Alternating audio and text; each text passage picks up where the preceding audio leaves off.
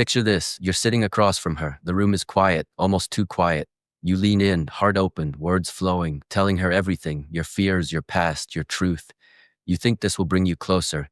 You think honesty is the bridge, but something shifts.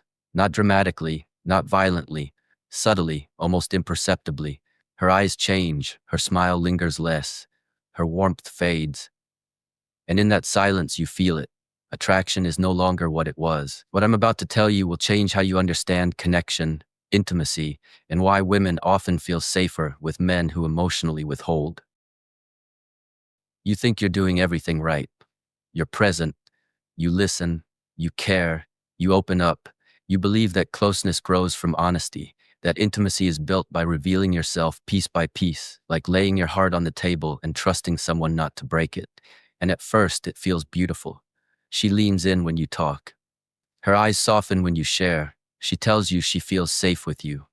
Safe, that word stays with you, because safety sounds like love. But safety, you'll learn, doesn't always mean what you think it means. There's a moment, subtle, almost invisible, when her energy shifts. It's not rejection, it's not distance, it's hesitation. Her replies come a little later, her laughter lands a little quieter, her touch lingers for a shorter second than it used to. You tell yourself you're imagining it, but you're not. You shared something vulnerable last night, something real, something heavy, and ever since then the air between you feels different. Not cold, just less charged. And that's when confusion begins. Because you were taught that vulnerability creates connection, that emotional openness deepens bonds, that honesty is attractive. But no one warned you that timing matters, that containment matters, that emotional gravity matters. You don't realize it yet, but something inside her nervous system is recalibrating. Not consciously, not maliciously, biologically. Her mind is asking questions her heart won't admit. Who is holding whom here? Who is steady? Who is leading the emotional frame? And the answers aren't lining up the way you hoped. From her side, it doesn't feel like betrayal. It feels like confusion. She liked how deeply you felt at first. It made her feel seen, chosen, special. But as your emotions became more visible, more frequent, more accessible, something shifted. Not because emotions are bad, but because uncontained emotion changes the balance of energy. And balance is everything. She doesn't want to carry you. She wants to meet you. She doesn't want to regulate your emotions. She wants to feel regulated by your presence. And without realizing it, you crossed that invisible line. You began offering emotional weight instead of emotional grounding. You felt closer. She felt heavier. So she pulled back, quietly, gently, almost apologetically. And you felt it. That's when fear enters the picture. You start explaining yourself more, clarifying intentions, reassuring her and yourself. You send longer messages. You ask if everything is okay.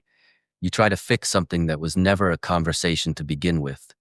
From your side, it feels like love fighting for survival. From hers, it feels like pressure.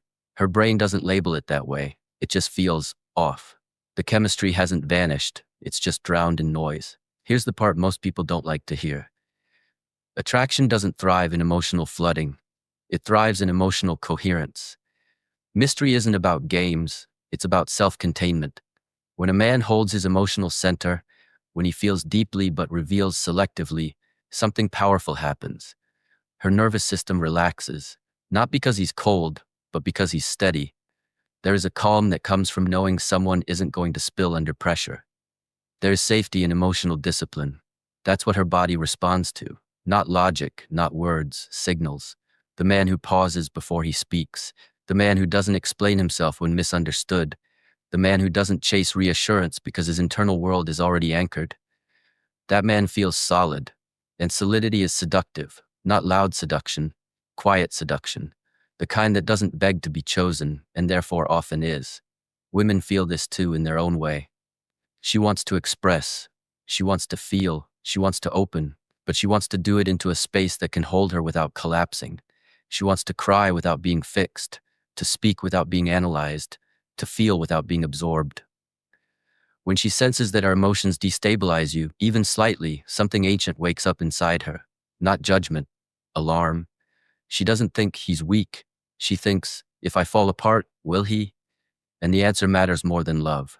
That's why she feels safer with men who emotionally withhold. Not men who suppress, not men who shut down, men who choose, who don't leak every thought, who don't perform vulnerability on command, who understand that depth isn't measured by how much you reveal, but by how much you can hold. There's a difference between openness and exposure. Exposure seeks relief. Openness offers presence. One asks to be carried, the other invites connection.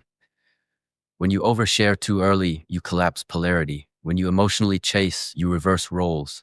And roles matter, not socially, but energetically. Attraction lives in polarity, masculine stillness, feminine flow. When stillness dissolves into emotional spillage, flow loses direction. That's when she feels unsettled. And unsettled doesn't feel safe. So she distances, not to hurt you, but to regain balance. She might say she's confused. She might say she needs space. She might say nothing at all, and you're left staring at the phone, replaying moments, wondering where you went wrong. You didn't go wrong by feeling. You went wrong by abandoning your center, by outsourcing your emotional regulation, by placing the weight of your inner world in her hands. That's too much for attraction to carry. This doesn't mean men should be silent statues. It means strength is quiet. It means emotions are processed internally first, not dumped externally. It means you share from stability, not from need. There's a version of you that feels deeply and says little, that listens more than explains, that allows silence to do some of the work. That version doesn't disappear when things get uncomfortable. He doesn't rush to fix the tension. He lets it breathe. And breathing space is magnetic. Women sense it immediately, not consciously, somatically. Her shoulders drop, her voice softens. She leans in again because now she's not managing energy, she's responding to it. And here's the part no one tells either side. This dynamic hurts both men and women. Men feel punished for honesty, women feel guilty for losing attraction. Both feel misunderstood, but neither is broken. They're just responding to biology dressed up as emotion. When a man learns to hold his emotional fire instead of throwing sparks everywhere, something shifts. He doesn't become less caring, he becomes more dangerous, in the best way. Dangerous because he's grounded, because he's not easily shaken, because his presence stabilizes the room. That kind of man doesn't chase closeness. Closeness comes to him.